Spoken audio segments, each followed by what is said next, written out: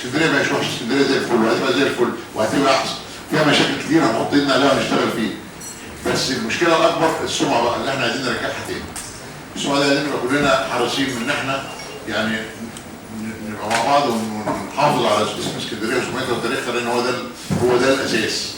وترجع لها سمعتها الجميله اللي احنا بنغني بيها. انا اتعلمت في اسكندريه وتربيت في اسكندريه اكتر وقت اشتغلت في اسكندريه. يعني طبعا احنا عندنا مشاكل كتير هتبقى اولوياتنا زي ما احنا عندنا مشكله ان مفيش مهندس محلي، ودي مشكله كبيره مش سهله اللي صدقوني. يعني عشان كده اي محافظ معذور، خاصه اللي ما اشتغلش اداره محليه قبل كده.